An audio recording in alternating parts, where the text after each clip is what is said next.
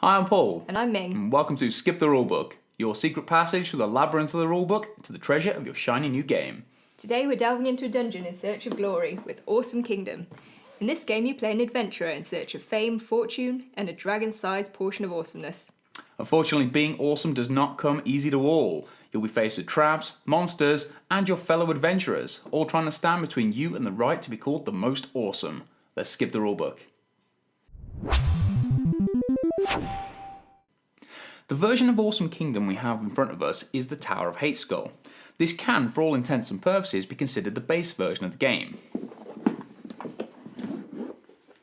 Not going to need this. Upon opening the box, the first thing you'll be presented with are several decks of cards. These come in a number of different categories. The dungeon cards will be used to populate the dungeon with the various rooms, traps, treasure and monsters that you'll be smashing, sneaking and pillaging your way through. Next we have the action cards. These, with a bit of tactical thought, will be used to move around the dungeon and pick fights with or avoid the various denizens. The character cards are used to decide which of our awesome dungeoneers you can be playing as well as the unique abilities you will have access to. The last couple of cards out of the box are the Tower of Hateskull card, which is used to set the scene, and the Time Tracker card, which, when combined with the Dial token, is used to keep track of the game turns. Awesome Kingdom comes with a range of tokens that are used to track your progress throughout the game. These first ones are the coins, representing the treasure you fill your boots with as you rob your unwary dungeon master. These red tokens with the band-aid graphic are the wound tokens. These represent the damage that the occupational hazard of any adventurer, no matter how awesome. The dungeon tiles are used to mark out the dungeon you'll be exploring. The hero stand-ups with the bases are used to represent each of the characters and their place in the dungeon. Finally, we have the first player token to indicate the lead player in each round.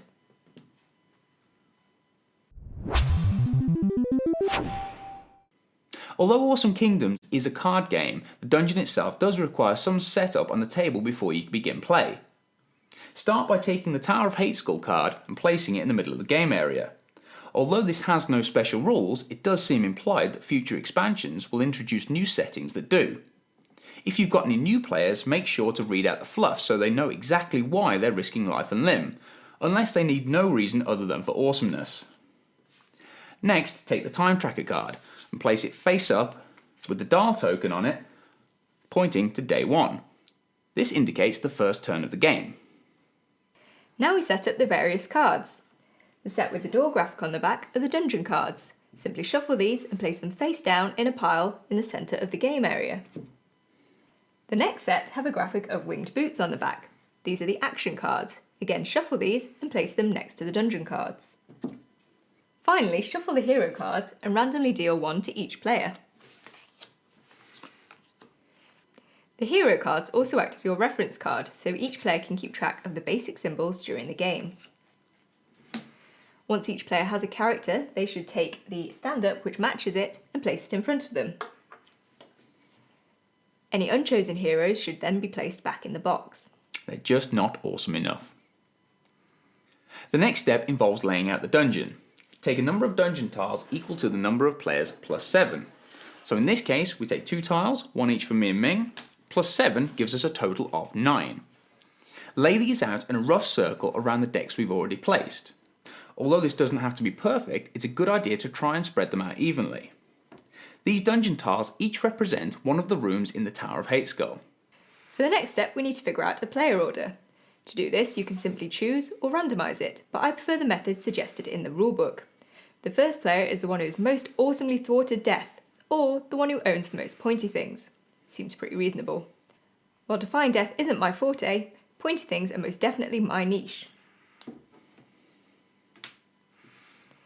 Now each player, starting with the first player, needs to choose a room and place their hero on that tile.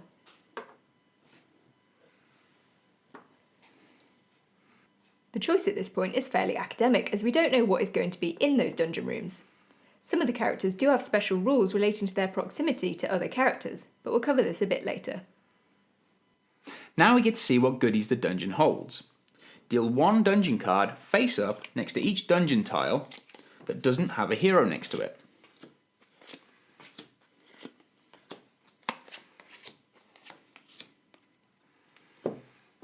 Next, deal 3 action cards to each player.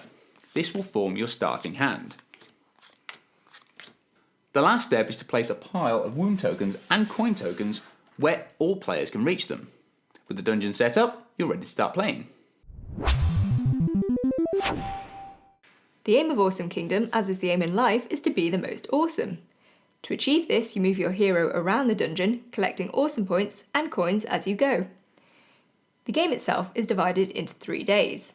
Each day consists of 3 turns during which players can perform actions. On each player's turn, they simply play an action card, face up, and then follow the instructions on that card. This turn, I'm going to play this Racing Zozzle. The number on these cards indicates the number of spaces that you can move your hero around the dungeon, and the arrow indicates the direction. An arrow to the left means you should move your hero clockwise, whereas an arrow to the right means you should move it anti-clockwise. When I play this card, I move my hero 4 spaces anti-clockwise. Each of the rooms in the dungeon falls into one of 4 types: magic, monster, trap, and treasure. Each of them has on them an ability that will be triggered by certain actions.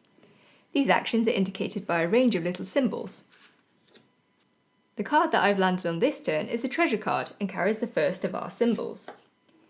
If a card has an ability with this symbol, it will only be triggered if you end your movement on this card. You then simply follow the instructions on the card. In this instance, since I've ended my 4 spaces of movement on this card, I must collect 3 coins from the bank. These coins are one of the ways of gaining points during the game. 1 coin is worth 1 awesome point. You may notice that some of the cards I passed over during my turn also carried this same symbol. Since I passed over these cards and didn't land on them, I simply ignore those abilities. When you end your turn on a card, you also claim it. This means you take it and place it face up in front of you in your score pile. Each dungeon card has a flaming skull symbol with a number beneath it in the bottom left corner. This is the number of awesome points that card is worth. Sadly, this treasure card is not worth any awesome points, therefore it doesn't add anything to my current score. Once you have finished your movement and any associated abilities, you draw a new dungeon card from the top of the deck and place it in the space you left behind. The tactics in this game come from employing your movement cards effectively to land you on the dungeon tiles that are going to get you the most awesome points. This turn I'm going to play an old nag. This allows me to move 2 spaces, but since it carries both a left and a right arrow, I get to choose the direction. As you move your hero around the dungeon, you count 1 space per card that you pass, but ignore any dungeon tile that's occupied by a hero. Since this card allows me to move 2 spaces, I skip over the dungeon tile occupied by Ming's hero and start counting from the one after it. As with Ming's turn, I've landed on a card that has the land on symbol. This time, however, I've landed on monster. The monster cards represent a fight in your quest as you move around the tower. However, in reality, the rules are exactly the same as before. I simply follow the instructions on the card next to the land on symbol, and in this case, I take a wound. I then get to claim the card and place it in my score pile. This card is worth 2 awesome points. While you can end up getting more than a little battered during a game, your hero is just too awesome to die. Unfortunately, however, the wound tokens do build up as the game progresses, and each one counts against your score at the end. For each wound token you have at the end of the game, you lose 1 awesome point from your total. So in this instance, Bumble has dealt me 1 wound. This will cost me 1 awesome point at the end of the game. There are also wound tokens that have on them a 3. This is simply a larger currency if in a future turn you get mauled and need to take more wounds. As this is the end of my turn, I now draw a new dungeon card from the top of the deck and place it in the empty space. This turn I'm going to aim to get myself some more treasure. To do this, I'm going to play my Riding Gronk card, which enables me to move 3 spaces in either direction.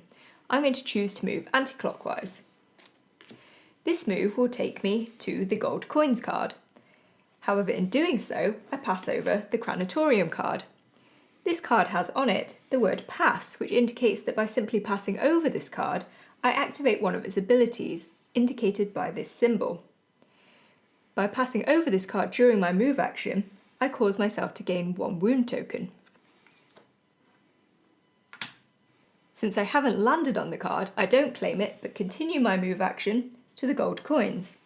I then claim my reward as before, take the card and replenish the dungeon. This turn I'm also going to choose to play a riding gronk.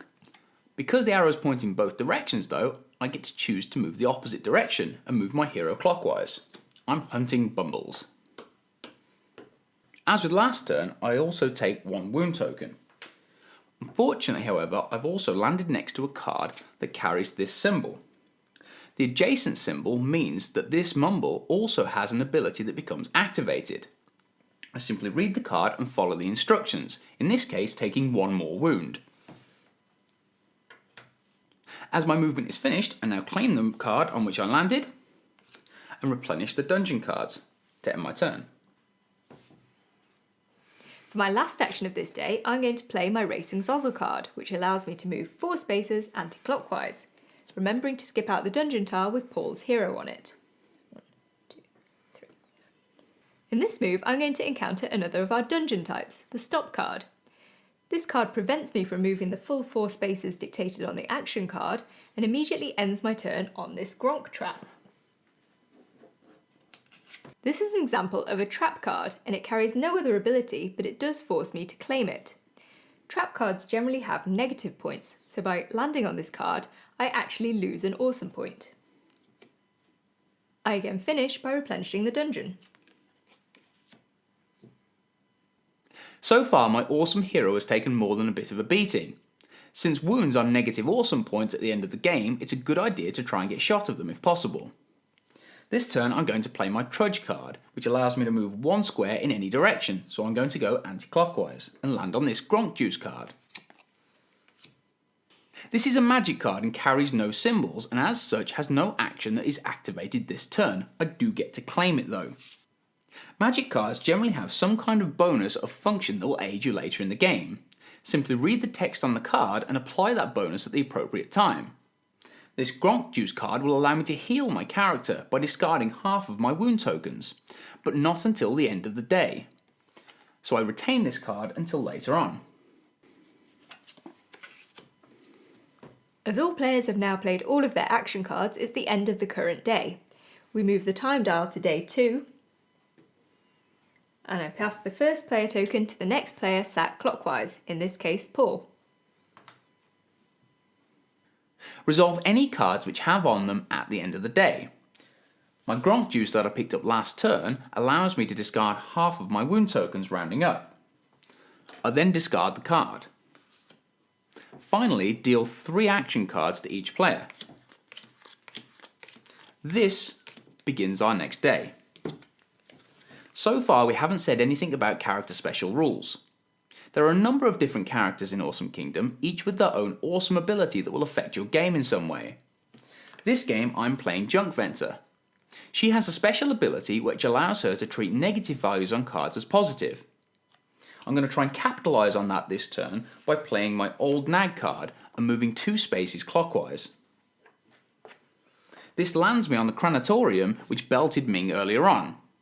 I start off by checking the symbols.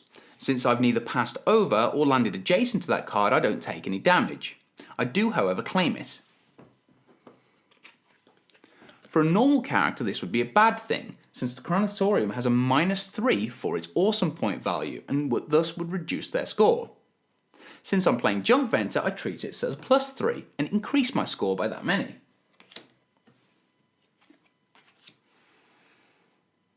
The character that I'm playing is called Long Treasure, and allows me to increase the value of any action card I play by 1 if I choose to do so. This means that if I were to play this Old Nag card, I could move my hero 3 spaces instead of 2. There are a whole host of other heroes in Awesome Kingdom, each with their own awesome abilities. These are fairly self-explanatory as they're written in full on the character cards. Some of these do utilise the same symbols as those found on the dungeon cards, so they follow the same mechanics that we have described earlier. The game continues with each player taking turns to play actions and claiming cards. When you've used up all your action cards, you end the day and begin a new one like we did earlier. Once you've finished the third day, the game is over.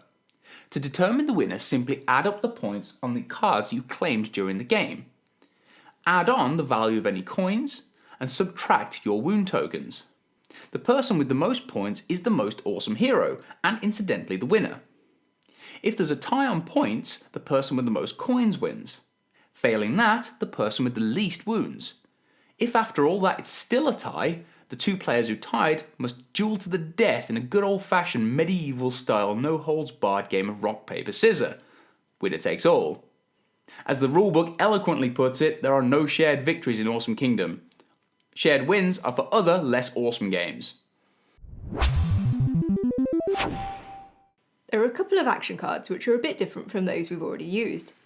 The special rules for these are explained in full on the cards, but it's worth noting that these rules do not overwrite those we've already mentioned. For example, the Whirlwind of Activity card allows me to claim the first cards to my character's left and right. While this allows me to claim those cards, my character is not actually moving and I did not land on them. This means that if you claim a treasure card in this manner, you'll not activate the land on symbol and therefore will not get any coins. There are also a number of special dungeon cards in the Tower of Hateskull, the most notable of which is the Stick of 6 Parts. This card is worth 1 awesome point for each card you have named the Stick of 6 Parts. So if you have 1 of these, it's worth 1 point. If you have 2 of these, they're worth 2 points each, giving you a total of 4. 3 of these cards would give you 9 points, 3 per card, and so on. I'll let you guess how many of these cards there are.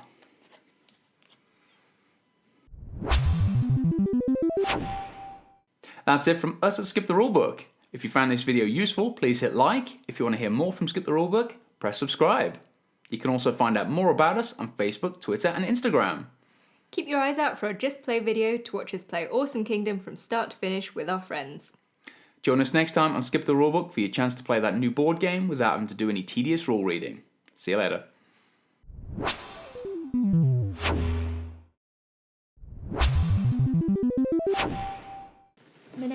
Do do do do do. Do do do do. Unfortunately, however, you can also find out area without having to do any of the There are a whole host of... There are. Whole host. There are... The next set have a graphic of the winged boots. They do. And coin tokens. That's it from us here at the school. What am I saying?